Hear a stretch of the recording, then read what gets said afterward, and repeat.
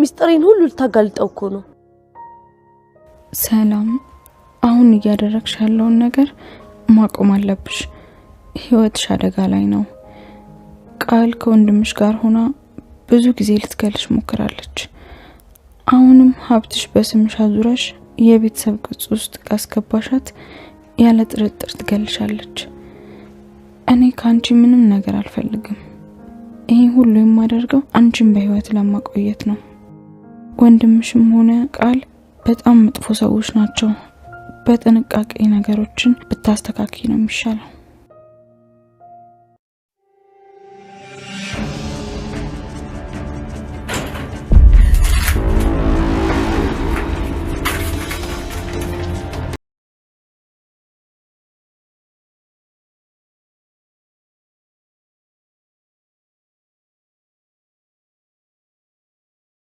ብሌንና ዳጊ ያልጠበቁትና ያልገመቱት የቤት ስራ ተሰጥተዋል። ይህን የማይወጡት ከሆነ ግን እናታቸው አደጋ ላይ እንደሆነችም ሳሚ አስጠንቅቋቸዋል። ሰላም ጤና ይስጥልን ውድና የተከበራችሁ የቻናል ተከታታዮች እንደምን አላችሁ? ዛሬም በአደራ ድራማ መጥተናል ማለት ነው። እናንተም እንደተለመደው ላይክ፣ ሼር፣ ኮሜንት እያደረጋችሁ አበረታቱኝ። እንግዲህ በባለፈው ክፍል ሳሚና ዳጊ በፍጥጫ ላይ ሳሉ ነበር ቪዲዮ ያቆመው። ታዲያም ሳሚ በጣም እየፎከረበትና እየዛተበትም ነበር። ዳጊም ቢሆን በደመ ነፍስም እያስፈራራውም ነበር። ነገር ግን ዳጊ ሁኔታውንም ለምንድን ነው እንደዚህ የምታደርገው እያለ በሚያወራበት ሰዓትም ሳሚም ቢሆን እኔ ክፉ ሰውና እንዲሁም አስመሳይ ሰው አይደለሁም፣ ነገር ግን አንድ የጋራ የሆነ ጥላት አለን በማለትም ሰውየውንም ገልጾ ነገረው። ይህም ሰውዬ አቶ ኃይሉም ነበር። አቶ ኃይሉ ማለት በጣም ክፉና በጣም አረመኔ ሰው ነው በማለትም ለዳጊ ነገረው። ዳጊም ቢሆን ከሱ በምን ትሻላለህ? አንተም እኮ ያው ነህ በማለትም ነገረው። ታዲያ ያለፈበትን ታሪክና እንዲሁም ከዚህ ስራም እንዴት መግባት እንዳለበትም አንድ ባንድ ነገረው። ነገር ግን ዳጊም ቢሆን አሁንም አልተቀበለውም። እናም አቶ ኃይሉ በአሁኑ ሰዓትም ሁለታችንም ለማጥፋት እየተደራደረ ነው። ደግሞም ሁለታችን ማጥቃት አለብን። እኔ ካንተ የምፈልገው ነገር አሁን ላይ ቃል የያዘችው ፍላሽ አለ። እሱንም ካመጣልኝና ፋይሉንም እንድታጠፋልኝ ካደረግ እተውሃለሁ፣ ካልሆነ ግን እናትክንም ሆነ አንተን አደጋ ላይ ይጥላለሁ በማለትም አስፈራርቶት ወደ ቤት ተመልሷል። በዚህም ዳጊ በጣም በመደናገጥና በመፍራትም ሳለ ወደ ቃልም ሄዷል። ቃል በአሁኑ ሰዓትም ከሸሚዙ ያየችውንም ደም በማየት ደንግጣለች። ምንድን ነው የማየው በማለትም ነገረችው። እሱም በጣም ተደነጋገጠ። ምንድን ነው? በቃ ምንም አላየሽም፣ የሆነ ነገር እኮ ተፈጥሮ ምናምን ብሎ በጣም ከላይ ከታችም ረገጠ። ነገር ግን ዳጊም ቢሆን በጣም በመፍራትና በመንቀጥቀጥ ላይ ሳለ ብሌንም ቢሆን ከሰው ጋር ተጣልተህ ነው አይደል በማለትም ነገሩን ፍርጥ አደረገችው። ዳጊም ቢሆን ያው ከሳሚ ጋር እንድትገናኝና ትንሽ ጉዳትም እንዳደረሰበት ነገራት። ነገር ግን አሁን ላይ በምን አይነት ሁኔታ ነው ያለው?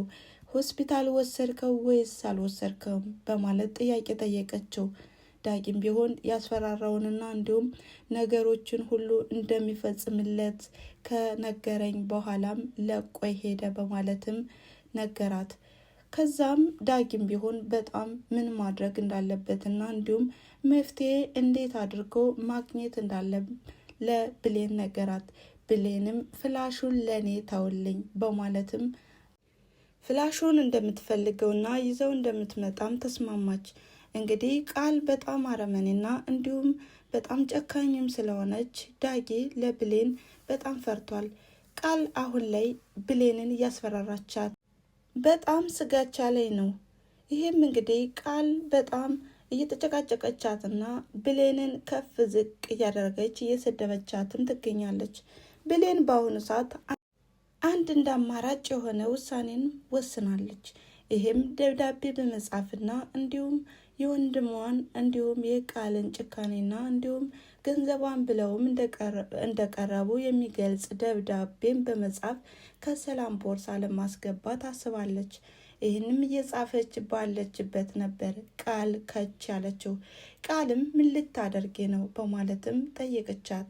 ወረቀቱንም እንደደበቀችው ስታይም ምንድነው ያሽው ወረቀት? ደንግጠሻል።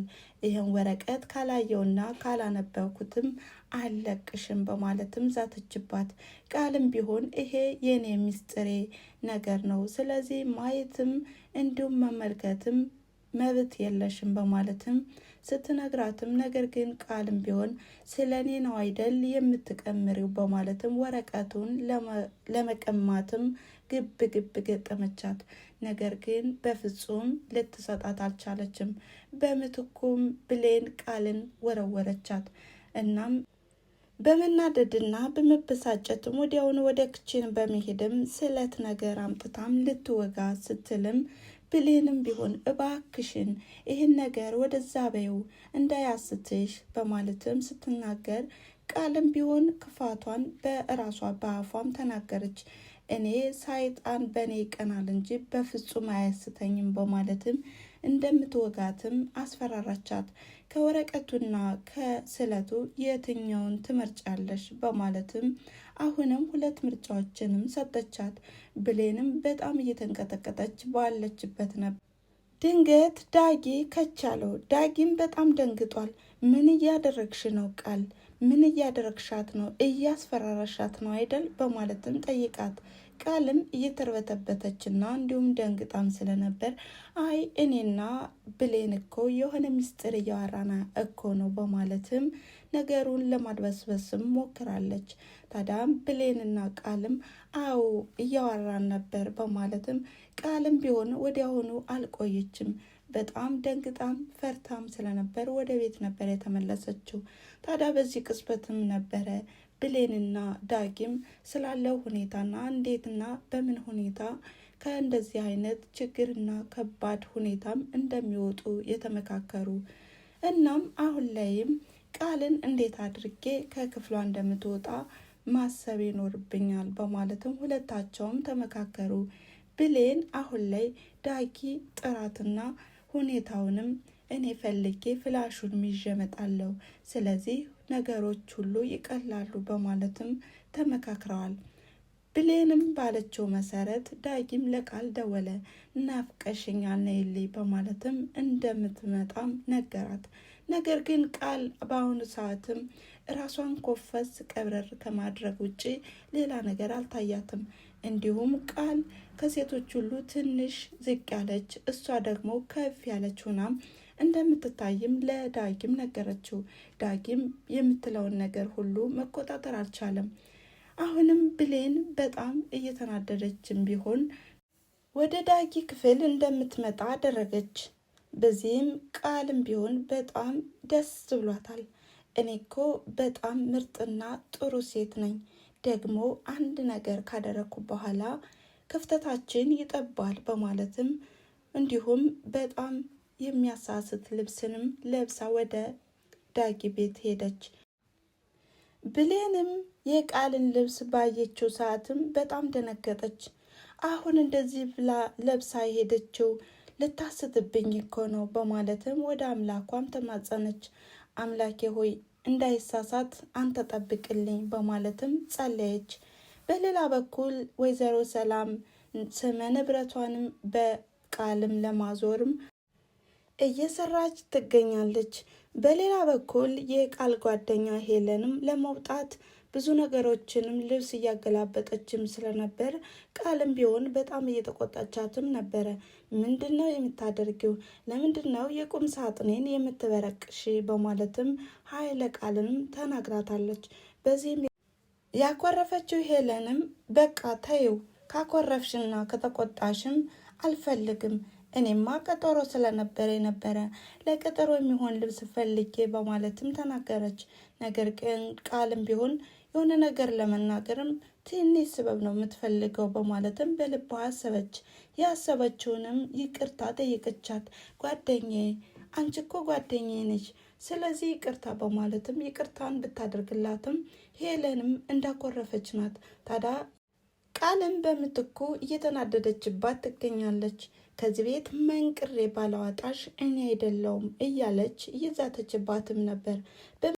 ታዲያ ወዲያውኑም ወደ ሳሚ ነበር የደወለችው።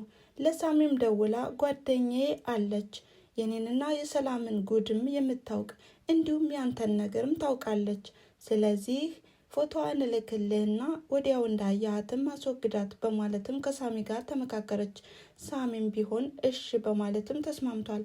በዚህም ቃል በጣም ደስ ብሏታል። ዛሬ ወደዚህ ቤት አትመጭም እያለች እየዛተችም ነበር።